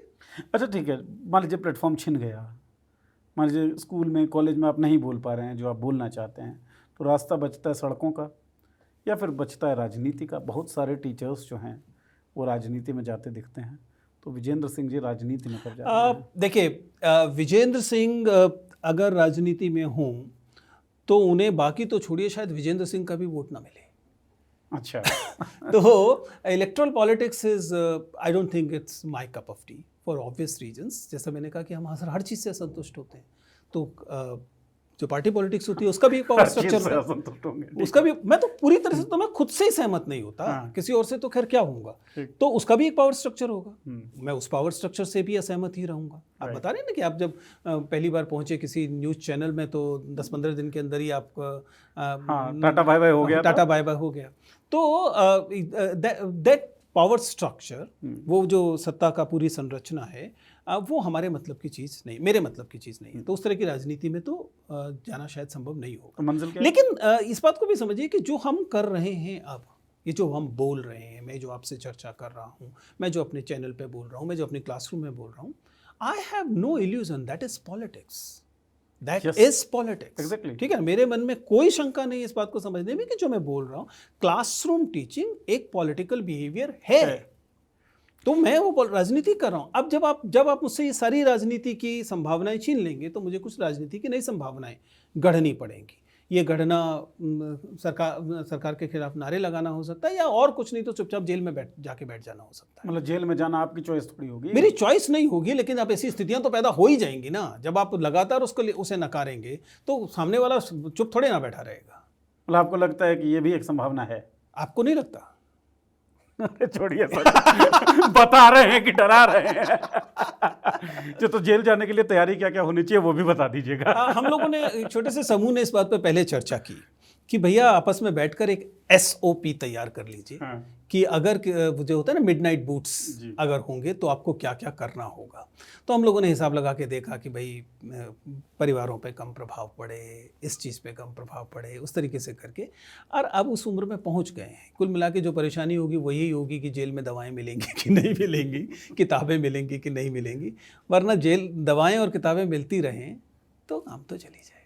हाँ, रोटी दाल तो मिल ही जाएगा, क्वालिटी चाहे कुछ भी ठीक है सर। बहुत सारे और विषय हैं जिन पे मैं बात करना चाह रहा था, और मैं पहले ही आपसे खत्म करने से पहले आपसे निवेदन करता हूँ कि दोबारा मौका दीजिएगा, समय दीजिएगा। तो इस पे हाँ भरिए पहले तो। चलिए जरूर, मुझे अच्छा रहेगा। नहीं तो आइए किसी हमारे स्टूडियो किसी दिन चर्चा करते हैं। 100%। अच्छा, मॉक इंटरव्यूज आपके खूब देखे हैं, खूब वायरल हुए हैं। कोविड के टाइम में तो मतलब वो एक सहारा सा था। तो मॉक इंटरव्यूज आप करते हैं, पर्सनैलिटी असेस करते हैं, तो कुछ एक पर्सनैलिटीज मैं आपको बता, किन किन पैमानों पे करते हैं एक बार ये बताएं आप। देखिए, जब आप उस समूह को उस कार्य पूरी प्रक्रिया को देखते हैं तो शायद सामने बैठकर पूरा अंदाज़ा नहीं होता, लेकिन ये एक स्ट्रक्चर्ड किस्म का काम होता है। तो मैं सामान्यतः खासतौर से जिस समय मैं चेयर कर रहा हूँ उस समय मैं जिन चीज़ों को जांचने के लिए अपने पास रखता हूँ, बाकी बांट दी जाती है। मान लीजिए एक व्यक्ति को कहा गया कि आप पॉलिटी को देख लीजिए, एक को कहा गया क्या, तो मैं सामान्यतः जिन चीज़ों को देखता हूँ उसमें एक तो संवेदनशीलता मेरा पक्ष होता है कि संवेदनशील इंक्लूसिव पर्सनालिटी है कि नहीं, इसे मैं जांचने की कोशिश करता हूँ। मैं ये जांचने की कोशिश करता हूँ कि उसका कम्युनिकेशन कैसा है, और मैं ये जांचने की कोशिश करता हूँ कि वह व्यक्ति जो सामने बैठा हुआ है वह कहीं उन सोशल ट्रेट्स से भरा हुआ तो नहीं है जो ब्यूरोक्रेसी के लिए मुझे लगता है कि नुकसानदेह हैं। इन चीज़ों को प्राइमरीली हम देखते हैं, बाकी लोग अलग अलग तरीके से बांटते हैं। लेकिन इसे भी समझिए कि ये पूरा प्रोसेस एक तरह से किताब पढ़ने जैसा होता है। हमारे पास सामने एक फॉर्म होता है जिसे डैफ कहा जाता है, डिटेल्ड एप्लीकेशन फॉर्म। ये वह फॉर्म है जिसे ये परीक्षार्थी यूपीएससी में भरते हैं, जिसमें उनके पूरे डिटेल्स भरे जाते हैं, कहाँ पैदा हुए, कौन से स्कूल में गए थे, कितना पढ़ाई की, पिताजी क्या करते हैं, माताजी क्या करते, पूरा एक अच्छा खासा मोटा पेपर होता है। उस डिटेल्ड एप्लीकेशन फॉर्म में एक तरह से कहानी दर्ज होती है, और मैं उसे एक रीडर की तरह, स्टोरी रीडर की तरह पढ़ता हूँ। और उसमें जहाँ भी ट्विस्ट एंड टर्न्स है, क्योंकि आप समझिए कि किसी भी पर्सनैलिटी में कैरेक्टर तब पता लगता है जिस समय आप किसी ट्विस्ट एंड टर्न से गुजर रहे थे। राइट। आपका स्कूल बदला गया, आपके नंबर कम आ गए, आपका एडमिशन नहीं हो पाए, जो भी तरह की चीज़ें होंगी, हाँ कुछ भी, मतलब पिताजी नहीं रहे, ये कुछ कहानियाँ होती हैं उसमें। आप उस ट्विस्ट एंड टर्न्स में उस व्यक्ति के व्यवहार को विशेष तौर पर देखते हैं। मैं यही करता हूँ। मैं उस डैफ में 2 या 3 ट्विस्ट एंड टर्न्स खोज लेता हूँ, और उस पर पूछे गए सवालों से जानने की कोशिश करता हूँ कि उस समय में इस व्यक्ति ने कैसा व्यवहार किया, उसका माइंडसेट क्या था, वो क्या सोच थी, उसका व्यक्तित्व कैसा निकला, उसमें किस तरह का एंड्योरेंस दिखाई दे रहा है, किस तरीके की उसकी प्रतिक्रियाएं दिखाई दे रही हैं, और संवेदनशीलताएं कितनी दिखाई दे रही हैं। और इनसे पर्सनैलिटी का रियल कैरेक्टर निकल कर आता है, और मैं नॉर्मली इसे ही जांचने की कोशिश करता हूँ। तो ये असेसमेंट का मामला है। टीचर जो है वो कंसिस्टेंटली असेस कर रहा होता है चीज़ों को। अच्छा, ऑब्जर्वेशन जो है वो तो मानवीय गुण है, हम सब ऑब्जर्व कर रहे होते हैं। 5-6 कैरेक्टर हैं सर, उनको असेस करके आप बताइए कि सामाजिक विकास के लिए एक अधिकारी को नियुक्त करना है तो ये काबिल हो सकते हैं या नहीं हो सकते हैं एज पर विजेंद्र सिंह। सामाजिक विकास के लिए मतलब कोई भी एक गांव लगा लीजिए, बीडीओ जैसी कोई नौकरी है, मतलब जिसमें लोगों का लाइफस्टाइल जो है वो भी अपग्रेड हो सके और सब कुछ बढ़िया हो सके, अच्छा हो सके। नरेंद्र मोदी, सामाजिक विकास नरेंद्र मोदी, छोड़िए सर, प्रीलिम्स क्लियर नहीं होगा उनसे। Amit Shah can be in the waiting list. अच्छा, can be in the waiting list. Modi से बेहतर? मोदी से बेहतर इन द सेंस कि सामाजिक विकास वाले उसमें बात कर रहे हैं, लेकिन वेटिंग लिस्ट में आ सकते हैं। Kejriwal he can qualify. He can qualify. अच्छा, योगी आदित्यनाथ? अगेन मतलब मोदी जी के साथ होंगे। अच्छा, प्रीलिम्स क्लियर नहीं होगा उनसे। मतलब अरविंद केजरीवाल अब तक नंबर 1 पे हैं और अमित शाह जो है वेटिंग लिस्ट में हैं। अखिलेश यादव क्या कर रहे हैं sir? Akhilesh Yadav can be a good candidate. अच्छा, ही कैन क्वालिफाई। हाँ, he can qualify. Mamata Banerjee should do very well. Rahul Gandhi will be able to do very good in mains but will fail probably in interview. No, this is interesting. मैं करूंगा। क्यों? He is theoretically very strong. Theoretically very strong in the terms that he is able to come up with the ideas and ideas are, मतलब his heart is at the right place.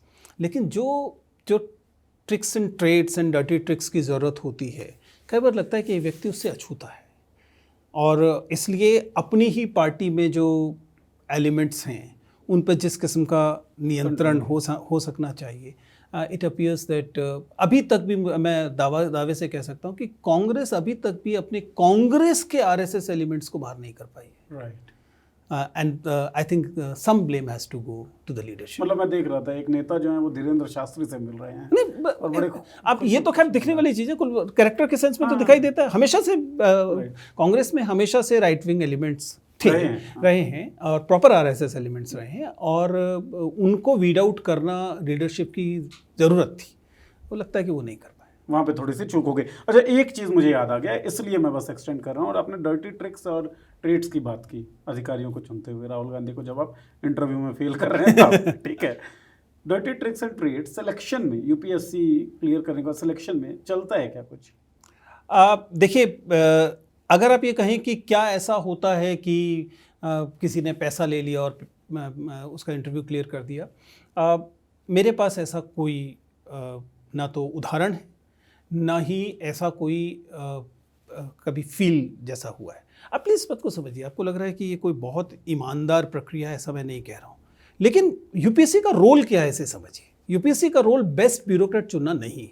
I have been saying it for many years now.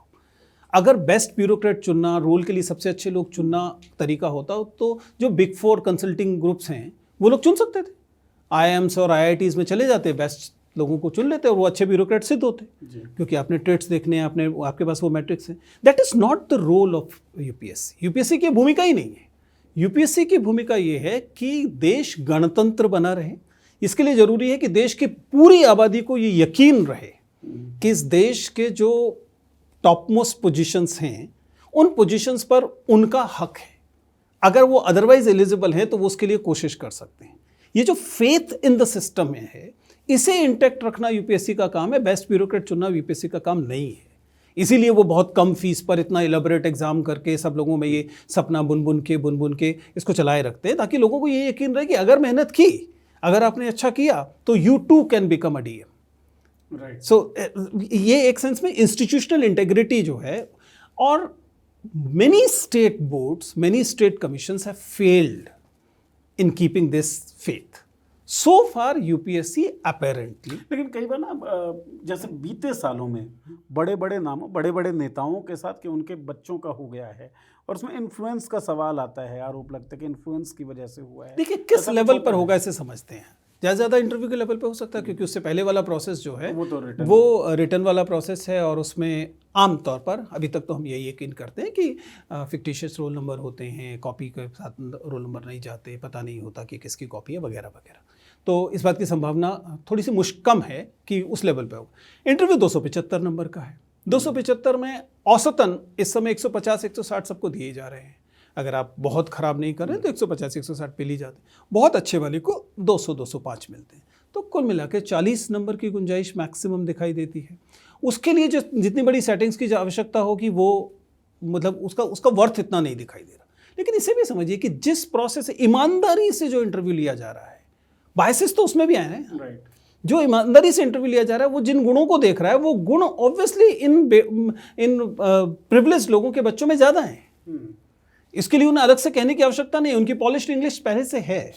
उनकी personality में जो तर्क, जो चीज़ें खोजे जाने की जरूरत है, वो उनकी पर्सनालिटी में आ गई हैं, क्योंकि वो उस प्रिविलेज बैकग्राउंड से आते हैं, वो उन इंस्टीट्यूशन से आते हैं, वो उन ट्रेनिंग से आते हैं। जरूरत पड़ने पर उनको शुरुआत से ही ये गाइडेंस मिल गई होती है। उनके घर में आईएएस और आईपीएस मिलने के लिए आते हैं, तो वो उनको गाइडेंस दे देते हैं। तो उनको अलग से किसी सिस्टम को हैक करने की ज़रूरत उतने पैमाने पर नहीं रह गई। वो भी इसलिए कि केवल 30-40 नंबर का ही तो मामला है। उसमें भी ये लोग पॉलिश्ड है, तो पहले ही 190-180 की जद में तो होंगे ही।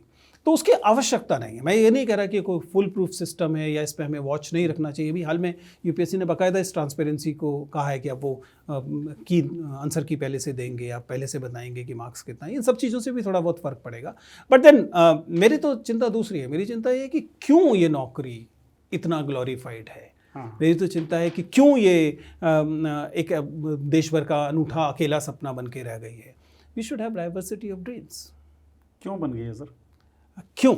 देखिए, बहुत आसान सी वजह है, आपको मानने में थोड़ा सा वो, मैंने आपको बताया था अपमान कब है। इस देश में नागरिक होने भर से आपको अपमान से इंसुलेशन नहीं मिलता।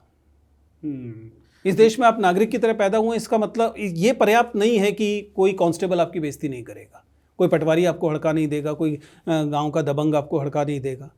केवल सरकारी नौकरी, और उसमें भी अगर संभव है तो डीएम एसडीएम की नौकरी इंश्योर करती है कि आपको कोई भी आपकी बेइज्जती करके नहीं निकल जाएगा। ऊपर वाला तो फिर भी कर सकता है। व्यक्ति का जिससे पाला पड़ रहा है उनमें से अधिकतर लोग जो हैं वो उस वाली इज्जत से बाहर निकल जाएंगे, और केवल आपके लिए नहीं निकल जाएंगे, आपके लिए तो एक बात होगी, आपके परिवार, आपकी बिरादरी, आपके रिश्तेदार, वे तक कुछ मायने में इंसुलेट हो जाएंगे इस इंसल्ट से। ये ह्यूमिलिएशन विदेशों में नहीं होता है, इसलिए वहाँ पर आपको और ना ही नौकरी मिल जाने से आपके जबरदस्ती का इज्जत बढ़ जाता है। ये जो हमारे समाज में है, जिसके चलते एक आम नागरिक ये मानता है कि इस तरह की नौकरियां पाने का मतलब है कि आपका रुतबा सामान्य से कुछ ऊंचा हो जाएगा। ये वो वजह है जिसके चलते तमाम लोग अपने बच्चों को लगाए हुए हैं इस मशीन में। और ये वजह बहुत एंटी डेमोक्रेटिक है। It is. तो एंटी डेमोक्रेटिक वजहों को फलने फूलने मत दीजिए। उसकी सबसे पहली ज़रूरत और अनिवार्य शर्त तो ये है कि एंटी डेमोक्रेटिक अगर कुछ भी होता हुआ दिख रहा है तो सवाल उठाइए। आप लोग अगर फेसबुक पेज पे नहीं है, फेसबुक पेज आपका नहीं है, तो बैन होने का खतरा भी नहीं है। ठीक है, तो कम से कम गलियों में, नुक्कड़ों में और चर्चा में जो सर ने सबसे ज़बरदस्त बात कही, कई बार हम लोग ये बातचीत कर चुके हैं कि अपने अपने परिवारों में सवाल उठाना शुरू करिए। डेमोक्रेटिक प्रोसेस जो है वो शुरू हो जाएगा, कम से कम शुरुआत से। तो बहुत सारी बातचीत हुई, मुझे बड़ा मज़ा आया। आपको कैसा लगा आप ज़रूर बताएं। सर, आप आए, बातचीत की, इसके लिए बहुत बहुत शुक्रिया। थैंक यू नीरज, बहुत बहुत शुक्रिया।